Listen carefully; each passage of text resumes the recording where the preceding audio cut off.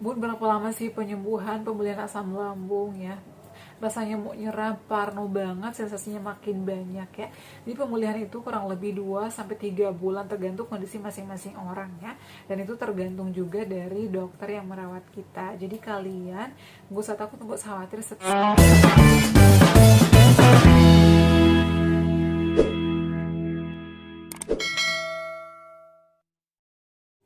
Assalamualaikum warahmatullahi wabarakatuh. Halo semuanya, kembali lagi di channel aku, Adeva dan Bunda. Gimana kabarnya? Semoga semuanya sehat selalu ya.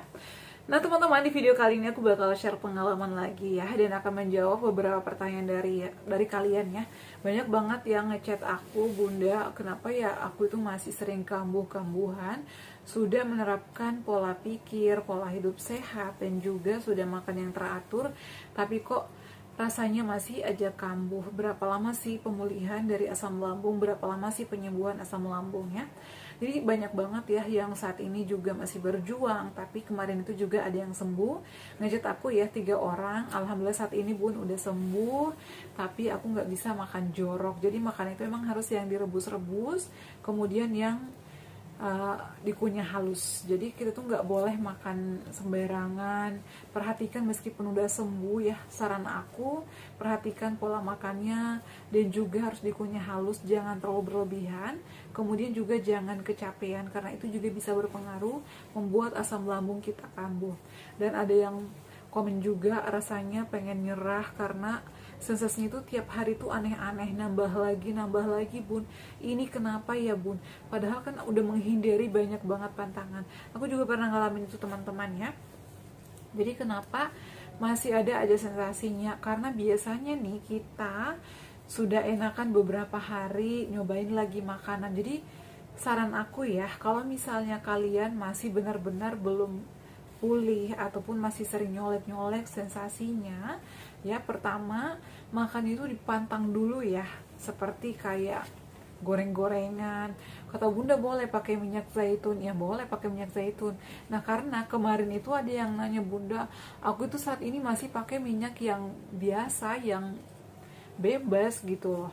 Jadi saran aku, kalau misalnya kalian pengen benar-benar pulih cepat sembuh, boleh pakai minyak-minyakan, tapi minyak yang aman aja ya, kayak minyak zaitun, VCO atau Vineco.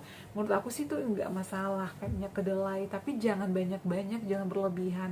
Kalau bisa nih goreng-gorengannya, ataupun mungkin mau numis ya 2 kali seminggu atau seminggu sekali, itu boleh, jangan berlebihan.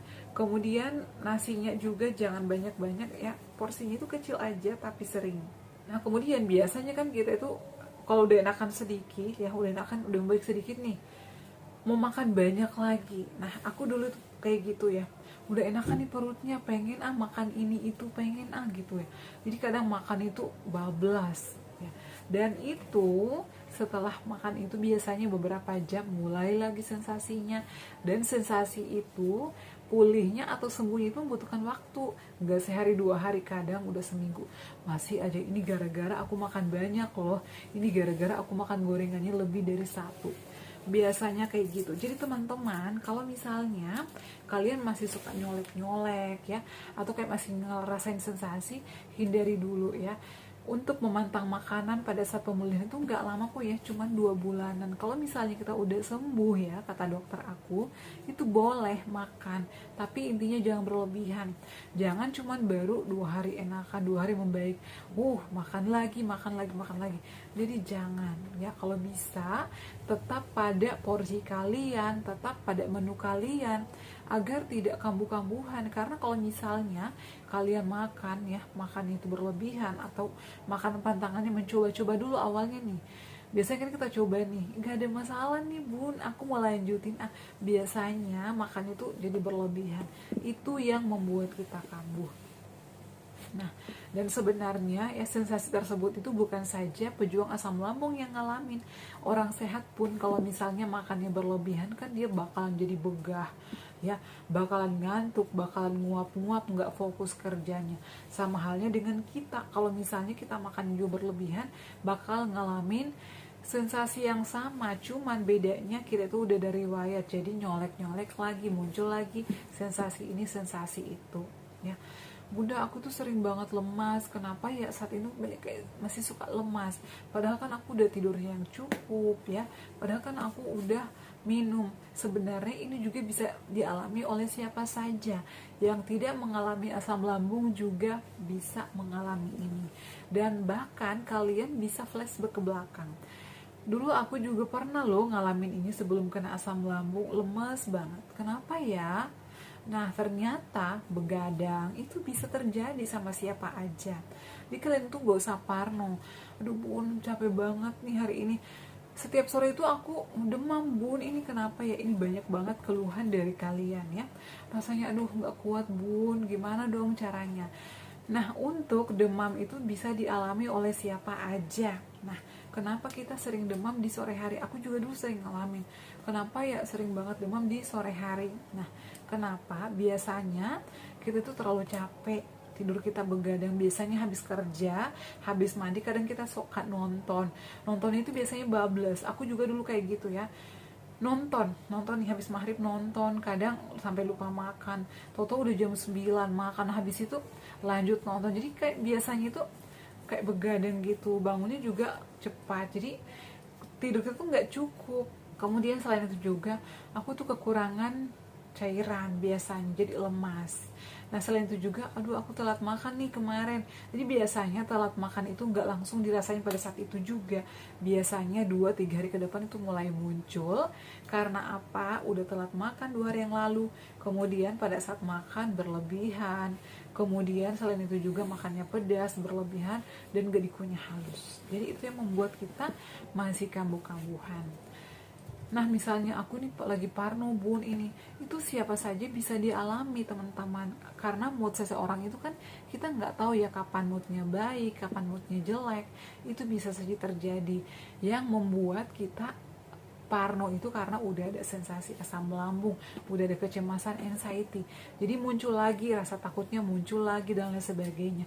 Jadi apa yang harus kita lakukan? Jangan menyendiri, berbaurlah sama orang-orang di sekeliling kalian ya. Kemudian lakukan hal yang menyenangkan kayak hobi, masak, makan. Kalau bisa, aku tuh kalau misalnya lagi stres atau lagi banyak pikiran, kadang aku nggak boleh dibiarin nih ya. Kadang aku langsung ambil apa, panci masak nih. Habis masak, makan, nonton, ngobrol sama suami, ngobrol sama anak. Jadi nih aku tuh nggak mau terus-terusan pikiran negatif itu muncul atau meradang di pikiran aku.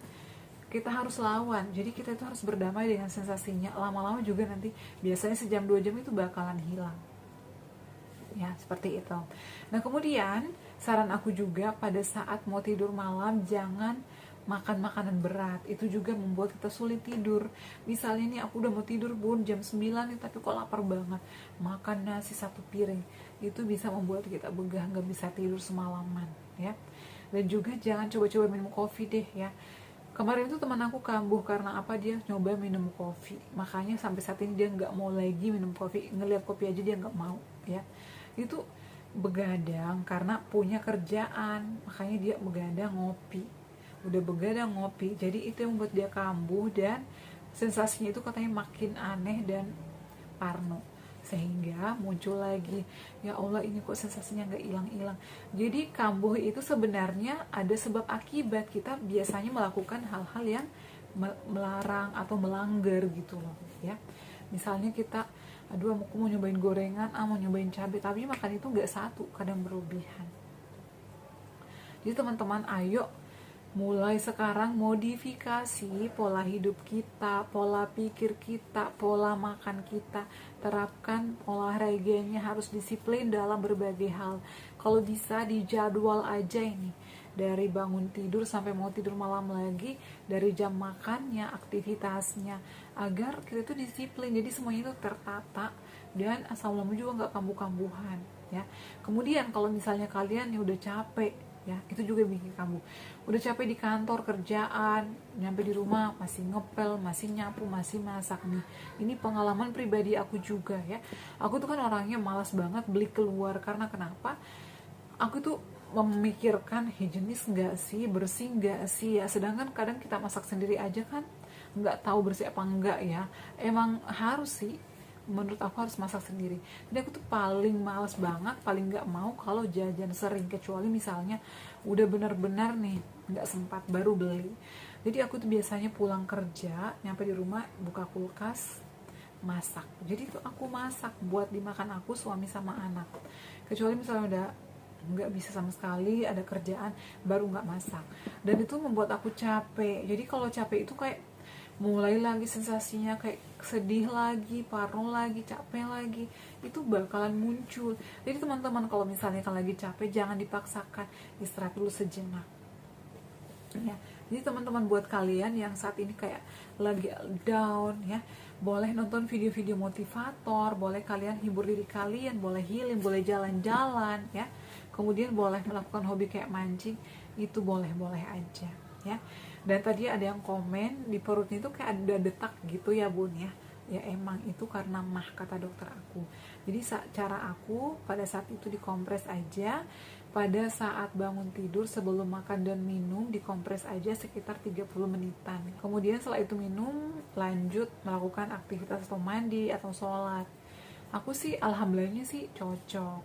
Dan pada saat mau tidur malam ya, saran aku balurin seluruh badan, minyak kayu putih, minyak aromaterapi, jangan begadang. Kemudian pada saat gosok gigi juga pakai gosok giginya itu yang aman ya. Kayak aku tuh dulu pakai habatus sauda yang siwak gitu ya, Pepsodent.